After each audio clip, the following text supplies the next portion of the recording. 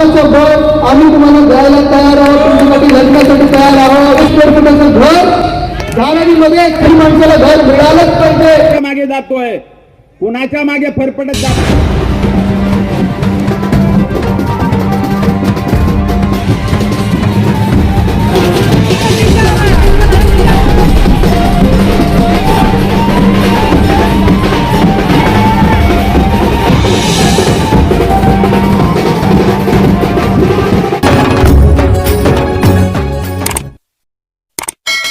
नमस्कार, मैं Nisar Ansari watch of Maharashtra news के साथ में आज हम धारावी के अंदर मौजूद है। जिस तरीके से धारावी बचाओ आंदोलन का 11 साल का आंदोलन और तमाम तरह के नेता उसके अंदर आना, आज आदित्य ठाकरे जी यहाँ पर आए थे, जिन्होंने फिर वही बातें 500 स्क्वायर फुट मकान की और धारावीकरों को वादा किया है। बाबूराव माने जी यहाँ पर है। बाबूराव माने जी, मैं आपसे जानना चाहता हूँ कि जब रेलवे का ब्रिज टूट रहा था, आंदोलन हुआ, नहीं बचा।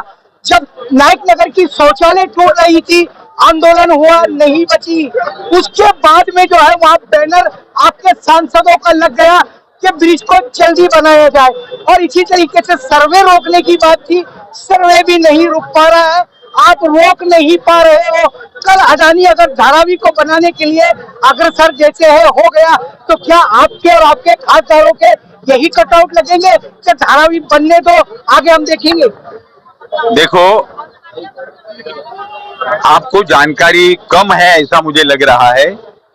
हम लोग जब बैनर लगाते हैं और जब उस हिसाब से काम करते हैं, तब हमें सक्सेस मिलता ही है। और जब जब बैनर हम लोगों ने लगाया, तब हमने वो काम करके बताया है। ये जो सायन का ब्रिज था, वो सायन का ब्रिज का भी काम तेजी से बनाने के लिए मिनिस्टर रेल, इनको हमारे सांसद मिले हैं और वो भी काम बहुत तेजी से चालू हो रहा है। अभी नीचे से काम चालू है। तो ऐसा मत सोचो हम लोग अन्य पार्टियों के जरिए जिस तरह का बर्ताव होता है वैसा हमारा नहीं, काम करके रहेंगे और 500 स्क्वायर फुट का घर धारावी के लोगों को देके रहेंगे, और तब तक हमारा आंदोलन पीछे नहीं हटेगा। शिवसेना पार्टी के सारे शीर्षस्थ नेताओं ने यहाँ पर घोषणा नहीं, वचन दिया है। बाबूराव माने जी, ये वचन पूर्ति 11 साल से हो रही है, हमारी उम्र भी बढ़ती चली जा रही है, हम भी देखते आ रहे वचन कितने पूरे हुए हैं। लेकिन मेरा सवाल ये है कि ब्रिज टूटने से 90 फीट रोड के जो बेचारे गरीब हॉकर्स थे, वो आज इफेक्टेड हो गए, उनके खाने के वादे हो गए, मगर फिर भी आपके नेता उसके लिए कुछ नहीं कर रहे। देखो, आप जानकारी लेके कुछ बात करोगे तो सही होगा। आप जानकारी नहीं लेते हो, ऐसे ही बोलते हो, और ये जो माध्यम है उसका आप दुरुपयोग कर रहे हो। देखो, ये सारे फेरी वाले 90 फीट के जो हिंदू है, मुसलमान है, उनको सारे लोगों को हम लोग डीसीपी के पास ले गए थे, सीनियर के पास ले गए थे, और उनको वहां रोजी रोटी उनकी चलनी चाहिए, इसीलिए वहां हम लोगों ने डट के सारा आवाज वहां पर उठाया है। आने वाले कुछ दिन में ये सवाल भी हम लोग हल करने वाले। आप जो भी है मालूमात लेके सवाल पूछा करो। मालूमात न रहने से ऐसा सवाल पूछते हो तो फिर गड़बड़ी हो जाती है। और हमारे बारे में जो हम लड़ते हैं, हम भागते हैं, हम दौड़ते हैं, तो हमारे बारे में भी गलतफहमी होता है। आपका माध्यम बहुत तेज है, तो इसका जरा उपयोग ठीक से होना जरूरी है। इस तरीके से बाबूराव माने जी कह रहे हैं कि हमारी जानकारी कम है।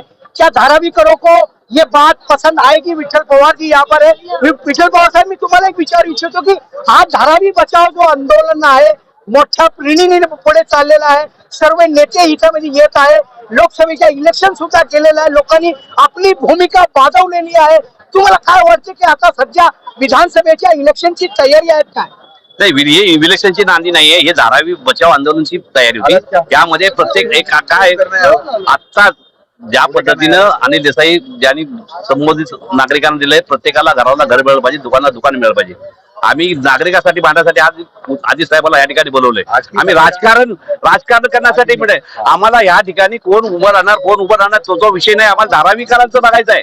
धारावीकरांच्या प्रश्नाचं निगडीत आहे म्हणून आजी साहेब आज धारावीमध्ये आले आहेत आणि त्याच्यासाठी आलाय। आणि तुम्ही जो प्रश्न बोलला की फेरीवाल्यांच्या संदर्भात आपला काय म्हणणं आहे, त्या ठिकाणी स्वतः हा पत्रकार पोलीस स्टेशनला होता। आम्ही सिनियर साहेबांना भेटलो की अनिल देसाई नावावरती काही राजकीय पुढारी तिची नावं घेऊ इच्छित आहे ते भांडवल करत होते त्याचे आज अनिल देसाईने काढून टाकली.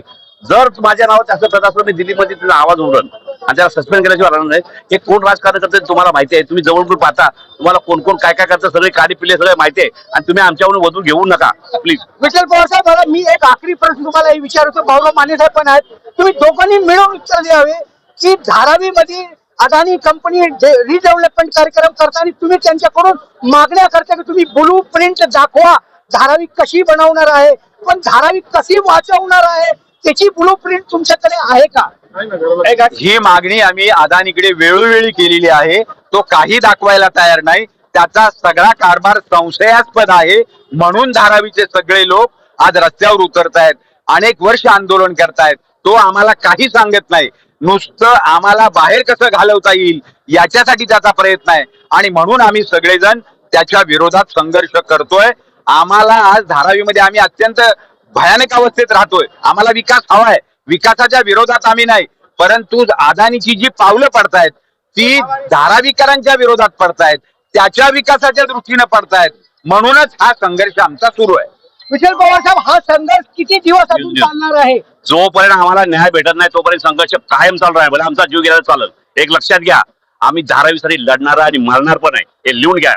पडणार नाहीये. जिस तरीके से आज शिवसेना के लोगों ने बड़े ही दमखम से पहले भी बातें की और आज भी कर रहे हैं कि धारावी करों के लिए हम जान भी देने के लिए तैयार है, लेकिन अब सवाल इस बात का है कि अदानी जैसी कंपनी जो पूरे भारत को चला रही है, हर प्रॉपर्टी को चला रही है, धारावी करके जो लोग हैं, गरीब लोग हैं, इनको किस तरीके से सारे प्रयास चल रहे हैं, कहीं ना कहीं सारे प्रयास हो रहे हैं. इन प्रयासों के बीच में क्या धारावी की जनता फंस करके रह जाएगी या इनके वादों के साथ इनकी लड़ाई में शामिल होकर अपने घरों को बचाने में कामयाब होगी? ये असली पिक्चर जो है कुछ दिनों के बाद विधानसभा का इलेक्शन है और विधानसभा के इलेक्शन के बाद इसकी रियल पिक्चर जो है ग्राउंड पर हमको भी दिखाई देगी और आपको भी दिखेंगे. होशियार रहे और सभी लोगों ने आज की विषय को लेकर तो महाराष्ट्र से धन्यवाद.